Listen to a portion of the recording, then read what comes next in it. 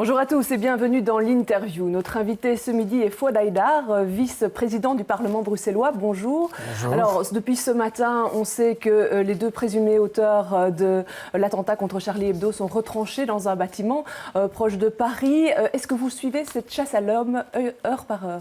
Mais je pense qu'on nous l'impose aussi, puisqu'on ouvre la télévision, bien les journaux, la presse, les amis, tout le monde en parle. Je pense que cette chasse à l'homme est là. Elle doit être le plus vite possible terminée, puisqu'effectivement, il faudrait arrêter ces criminels qui, effectivement, apparemment auraient tué 12 personnes à Paris. Et je pense que chacun voudrait, effectivement, arrêter et comprendre ce qui s'est passé réellement.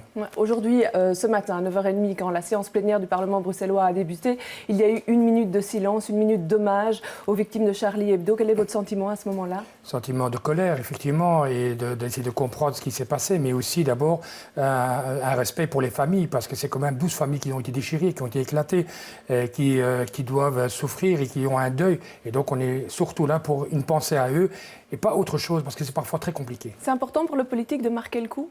Tout à fait, pas seulement le politique. Je pense qu'on est tous des représentants de la population et il faut montrer le coup et dire qu'on n'accepte aucune violence, qu'elle soit ici, qu'elle soit en Afrique ou qu'elle soit dans le Moyen-Orient. À chaque fois qu'on a la possibilité de condamner ce genre de violence, parce qu'un mort, c'est un mort de trop, de quel côté qu'il soit. Alors, on a vu une grande effervescence, un grand soutien de la population, mais on voit quand même des voix discordantes, notamment sur les réseaux sociaux, de personnes qui disent ils l'ont peut-être bien cherché. Qu'est-ce que vous répondez à ces gens-là ? Je trouve ça très très grave. Ils sont autant condamnables que ceux qui disent effectivement qu'ils ont peut-être tué ces gens. C'est peut-être proportionnellement pas très correct.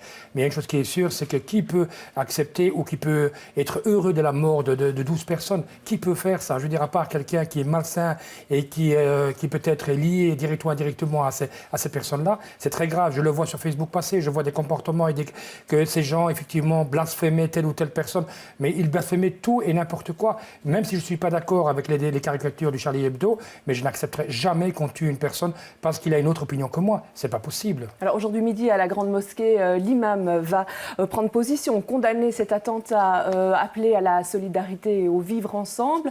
L'exécutif des musulmans incite tous les acteurs de terrain musulmans à faire ce genre de démarche. Est-ce que c'est quelque chose de nécessaire ? Mais je pense que tout le monde doit le faire. Et on n'est pas en train de se désolidariser, ça n'a rien à voir avec ces gens-là. Nous, on n'est pas solidaires avec ces meurtriers. Effectivement, il y a un fait qui est clair, c'est qu'on passe certaines informations et c'est peut-être important parce qu'il y a une population qui attend peut-être un message d'une communauté musulmane de dire effectivement que nous n'avons rien à voir avec ce genre de choses. Si ça peut effectivement permettre un meilleur vivre social, c'est que la communauté musulmane qui condamne ce genre de choses, comme toutes les autres communautés, moi j'ai condamné haut et fort d'abord en tant que politique, en tant qu'homme, en tant que père, mais aussi en tant que musulman. Mais est-ce qu'on contrôle tout ce qui se dit dans toutes les mosquées ? On ne peut pas contrôler tout ce qui se passe, rien que les mosquées qui sont reconnues, mais effectivement, on ne doit pas faire une chasse à l'homme. Maintenant, on ne sait pas effectivement, vous savez, il faut se poser la question de savoir à qui profite le crime. Ça, c'est la question qu'on doit se poser.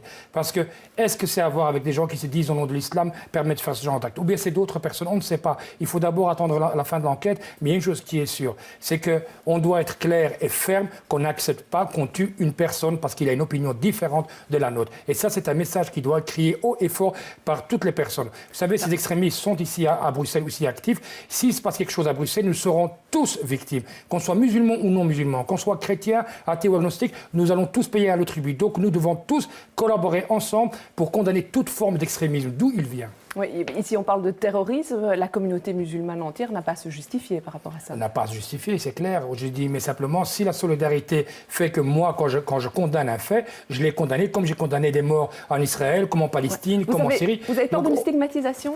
La stigmatisation, elle est déjà là, madame. Vous voyez bien ce qui se passe en France. Les mosquées sont visées comme si, effectivement, déjà, une opinion publique a fait croire ou fait penser que c'est la communauté musulmane qui est responsable des faits qui se passent aujourd'hui. Et c'est très grave parce que, vous savez, on doit condamner des faits. On ne doit pas condamner une communauté. Moi, quand je m'attaque au problème de drogue à Molenbeek, je m'attaque aux dealers, je ne m'attaque pas à la population qui habite là. Donc il faut s'attaquer à des terroristes, à des extrémistes qui, malheureusement, ont décidé de mettre du sang partout dans notre région. Et ce qui s'est passé en France peut très bien se repasser ici en Belgique. Et donc, effectivement, on doit être alerte, mais tous ensemble, car on risque tous d'être victimes de ce massacre. Alors hier, sur notre antenne, le rabbin Guigui disait qu'au lieu de parler de vivre ensemble, il faudrait parler de construire ensemble pour que les communautés travaillent à des projets. Est-ce que vous pouvez le suivre là-dessus? Mais je peux très bien le suivre, mais je pense que nous vivons déjà ensemble, peut-être pas assez. Et il y a des ghettos, il y a des quartiers, effectivement, où on voit des quartiers comme Batongué, où il y a que les Africains qui habitent, il y a le quartier turc, le quartier marocain, le quartier... Je pense qu'effectivement, il serait bien d'avoir un peu plus d'interaction entre les différentes communautés. Mais je pense que l'appel du Grand Rabbin est un appel qui est très important et je pense qu'il faudrait le suivre. Et ça, c'est le politique qui doit mettre en place. Je ne sais pas si c'est la politique, mais je pense que les populations le font déjà. Et donc, simplement leur donner peut-être les moyens financiers pour pouvoir faire ce travail-là. Et moi, je pense que nous, en tout cas, on sera tout oui du côté du SPA si on aura des propositions concrètes qui viennent autour de la table. Je pense que notre ministre, en tout cas, ne s'en va compte. Et je ne pense pas que M. Overvoort, qui est ministre-président, refusera de soutenir toute association qui aille dans cette direction-là. Ouais, hier, lors de la vue au Parlement bruxellois, on vous interviewait, vous parliez de ces jeunes qui partent pour le djihad en Syrie. Un phénomène encore sous-estimé, qu'il faut travailler là-dessus à Bruxelles? Mais je pense qu'on sous-estime effectivement ce fait. Moi, j'ai toutes les semaines quelqu'un qui me contacte pour me dire que sa fille, son fils, serait parti et qu'il y a apparemment des gens qui essayent de récupérer les jeunes par rapport à Anderlecht.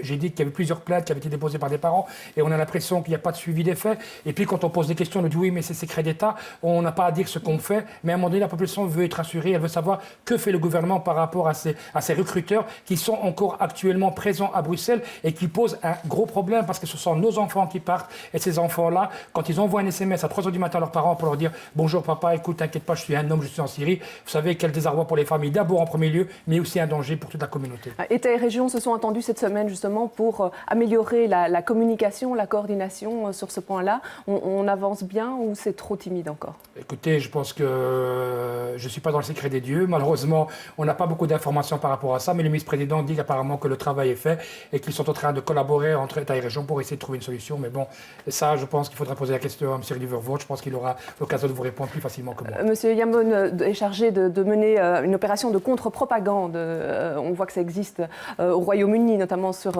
Internet, envoyer des messages pour dissuader les jeunes de partir.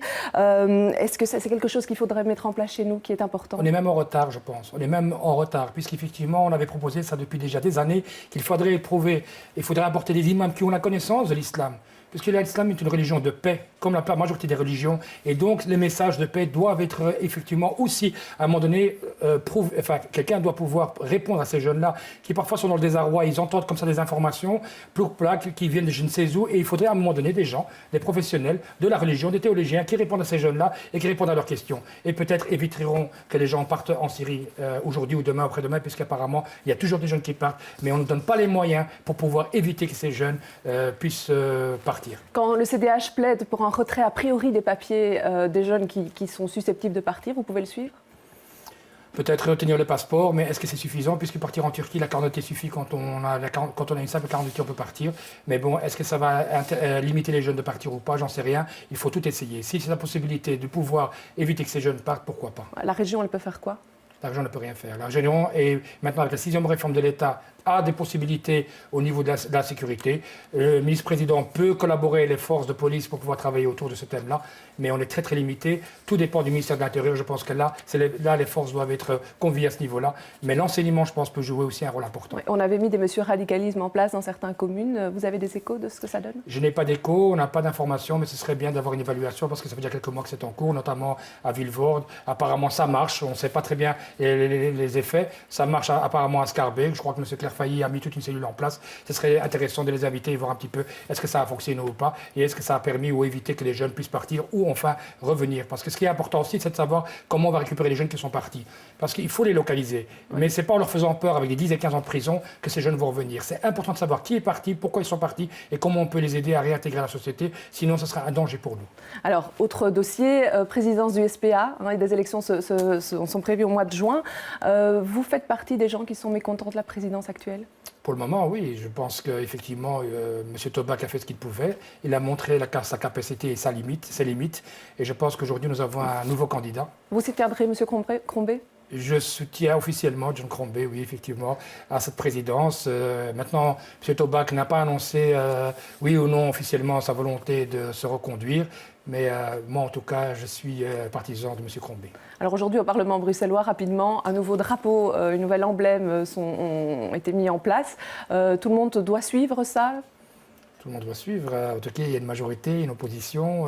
On a fait une proposition sur la table. C'est un accord qui avait de la majorité. Et vous sentez des frilosités de certains? Il y a des frilosités. En tout cas, le MR a marqué le coup ce matin en disant qu'il n'était pas d'accord de pouvoir soutenir ce drapeau-là. Il a même menacé de déposer des résolutions de chaque commune et d'éviter de hisser le drapeau bruxellois quand ce sera nécessaire, s'il le faut. Et je pensais que M. Decker était légaliste et qu'il doit respecter la loi. Il y a des majorités d'opposition. Si tout le monde commence à faire ce qu'il veut, alors à ce moment-là, il n'y a plus de majorité, il n'y a plus d'opposition et c'est le début de l'anarchie. Très bien, je vous remercie d'être venu sur ce plateau. Je vous remercie de nous avoir suivis. Prochain rendez-vous de l'information, c'est à 18h. Bel après-midi, bon week-end à tous et à lundi.